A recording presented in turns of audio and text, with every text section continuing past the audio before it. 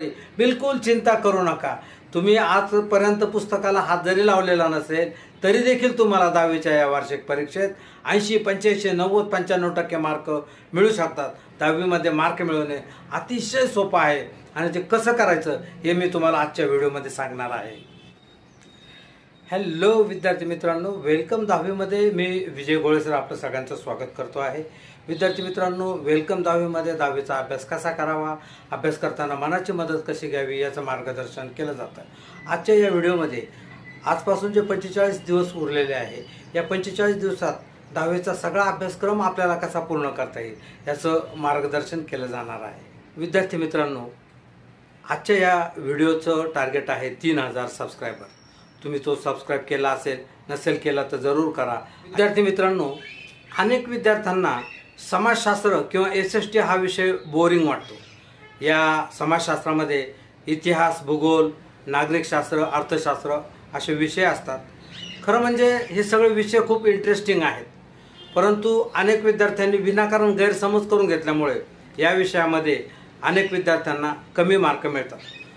तुम्हाला जर SST किंवा समाजशास्त्रामध्ये पैकीच्या पैकी किंवा 100 पैकी 99 मार्क मिळवायचे असतील तर या समाजशास्त्राचे जे टेक्स्टबुक आहे ही तुम्हाला अगदी काळजीपूर्वक वाचावे लागते। संपूर्ण टेक्स्टबुक जर तुम्ही व्यवस्थित वाचलं, काळजीपूर्वक वाचलं, समजून वाचलं तर तुम्हाला त्यातल्या बऱ्याचशा गोष्टी समजतील। आता बऱ्याच विद्यार्थ्यांना इतिहासातल्या सणावळ्या, काही व्यक्तींचे नावं, काही प्रसंग ह्या लक्षात ठेवणं अवघड जातं, परंतु त्यासाठी काय करायचं, एका वहीमध्ये हे जर सगळं तुम्ही एका खालोखाली एक लिहून घेतलं आणि ते नियमितपणे जर वाचलं तर ते लक्षात ठेवायला सहज मदत होते। भूगोलात देखील भूगोलाचे जे वेगवेगळे भौगोलिक भाग असतात, लोक राहतात, त्यांचं राहणीमान, वेगवेगळे प्राणी, तिथलं उत्पन्न, तिथले वैशिष्ट्य, या गोष्टी खरं म्हणजे आपण पर्यटनाला जाऊन त्या प्रत्यक्ष पाहत असतो आणि त्याचा आनंद देखील घेत असतो, परंतु अभ्यास करायचा म्हटला की आपल्याला त्याचा कंटाळा वाटत असतो। पण तसं न करता तुम्ही जर इंटरेस्ट घेऊन, रस घेऊन जर हा अभ्यास केला तर तुम्हाला देखील SST मध्ये पैकीच्या पैकी मार्क मिळू शकतील। जो विषय इतर विद्यार्थ्यांना बोर वाटतो तो टॉपर्सला मात्र खूप चांगला वाटतो, कारण रस घेऊन केल्यामुळे त्यांना त्याच्यामध्ये पैकीच्या पैकी मार्क मिळू शकतात। अनेक विद्यार्थ्यांना SST जरी बोरिंग वाटत असला तरी तो इंटरेस्टिंग करण्याची पद्धत म्हणजे समाजशास्त्र जर इंटरेस्टिंग किंवा आवडीचा करायचा असेल तर त्याचं जर टेक्स्टबुक आहे हे काळजीपूर्वक वाचा, त्यातले महत्त्वाचे मुद्दे एका वहीमध्ये लिहून घ्या आणि ते पुन्हा पुन्हा वाचा, म्हणजे तुम्हाला ते लक्षात राहते। आणि जर तुम्ही एखादं गाईड वापरत असाल, त्या गाईडमध्ये प्रत्येक पाठाची समरी दिलेली असते, ती समरी तुम्ही इतकी बारकाईने वाचा की त्यावरचा कुठलाही प्रश्न विचारला तरी तो तुम्हाला लिहिता आला पाहिजे। SST मध्ये किंवा समाजशास्त्रातसुद्धा जे प्रश्नपत्रिका आहे त्या वेळेत सोडवणं खूप महत्त्वाचं असतं। समाजशास्त्रामध्ये आपल्याला खूप लिहावं लागत नाही, मुद्देसुद्धाच लिहावं लागतं, परंतु अभ्यास करताना जर तुम्ही ते नीट लक्षात ठेवलं असेल तर परीक्षेच्या वेळी तुम्हाला ते निश्चित आठवेल आणि तुम्ही ते निश्चित लिहू शकाल। विद्यार्थी मित्रांनो, कुठल्याही विषयामध्ये जर इंटरेस्ट घेतला, रस घेतला तर तुम्हाला तो विषय जास्तीत जास्त मार्क्स मिळवून देऊ शकतो। समाजशास्त्र हा असा विषय आहे की तो तुम्ही जर थोडाही प्रयत्न केला तर तुम्हाला तो सगळं समजू शकतो, त्याच्यामध्ये तुम्हाला इंटरेस्ट निर्माण होऊ शकतो आणि हा विषय आपल्याला मार्क मिळवून देणार आहे, पैकीच्या पैकी मार्क याच्यात आपल्याला मिळणार आहे। हा विचार जर करून तुम्ही समाजशास्त्राकडे पाहिलं तर खरंच समाजशास्त्र तुम्हाला पैकीच्या पैकी मार्क मिळवून देईल। मात्र त्यासाठी काळजीपूर्वक टेक्स्टबुक वाचणं, मुद्दे लिहून काढणं आणि ते पुन्हा पुन्हा वाचणं आणि ते परीक्षेमध्ये मांडणं, तुमच्या भाषेत मांडा, तुम्हाला भरपूर मार्क निश्चित मिळतील। विद्यार्थी मित्रांनो, आता अभ्यास करण्यासाठी तुमच्याकडे वेळ कमी आहे ही खरी गोष्ट आहे, परंतु तुम्ही यावेळी काय करायचं तर प्रत्येक विषयाचे जे टेक्स्टबुक आहे हे काळजीपूर्वक वाचायचे, त्यातल्या ज्या नोट्स आहे ते एका वहीमध्ये एका खालोखाली एक लिहून काढायच्या आणि त्या नोट्स पुन्हा पुन्हा जर वाचल्या तर तुम्हाला कुठलाही अभ्यास लक्षात राहायला खूप सोपं जाणार आहे। अभ्यास ऑलरेडी तुमचा झालेलाच आहे, फक्त तुम्हाला त्याची रिव्हिजन करायची आहे, काही मुद्दे लक्षात ठेवायचे आहे की त्यामुळे तुम्हाला तुमचा आत्मविश्वास वाढेल आणि तुम्ही अतिशय चांगल्या पद्धतीने पेपर देखील लिहू शकाल। परीक्षा जसजशी जवळ येईल तसतसे काही विद्यार्थी काही मिळतं का, कुठे आपल्याला प्रश्न समजतात का, कुठून काही धागादोरा लागतो का, याच्या मागे लागतात। विद्यार्थी मित्रांनो, याच्यामुळेच मागे लागू नका, असं काही करू नका. शॉर्टकट हा नेहमी घातक असतो, त्यामुळे त्याच्या मार्गाला जाऊ नका. याच्या उलट तुम्हाला जो जो अभ्यास करायचा आहे त्याची टू डू लिस्ट बनवा आणि अभ्यासाला बसल्यानंतर वेळेकडे न पाहता प्रत्येक पाठ पूर्ण करण्याकडे लक्ष द्या.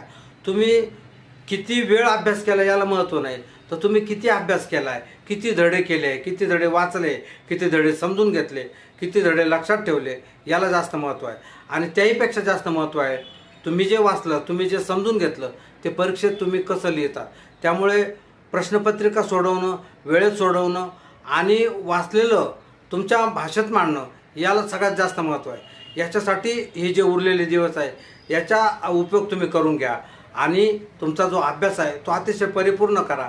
म्हणजे 10वीच्या या वार्षिक परीक्षेला तुम्ही अतिशय आनंदाने, आत्मविश्वासाने जाऊ शकाल आणि भरपूर मार्क देखील मिळवू शकाल.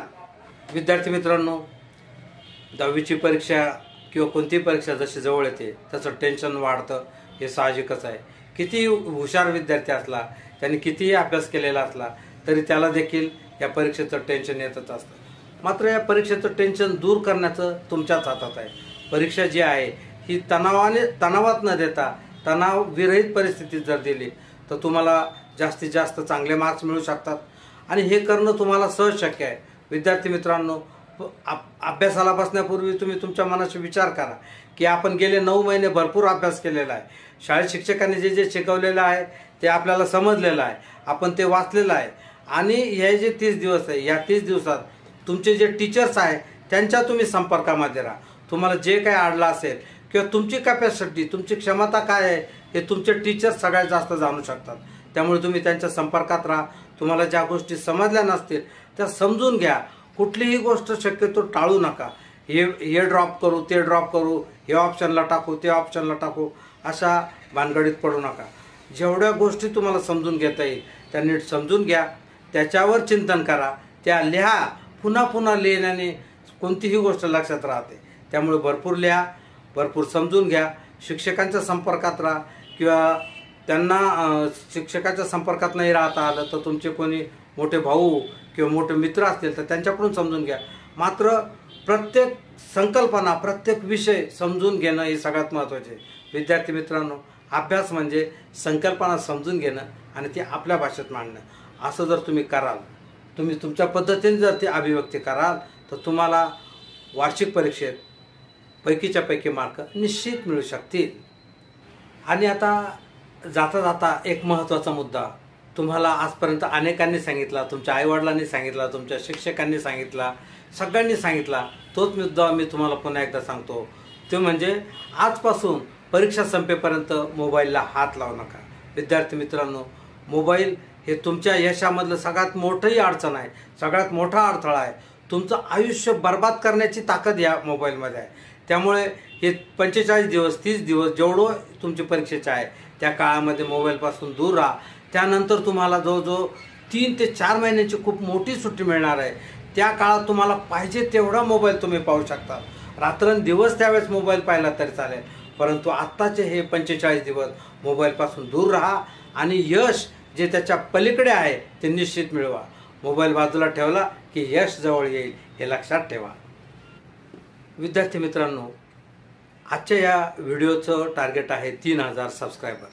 तुम्ही तो सबस्क्राईब केला असेल, नसेल केला तर जरूर करा आणि आपल्या एका मित्राला हा व्हिडिओ जरूर पाठवा.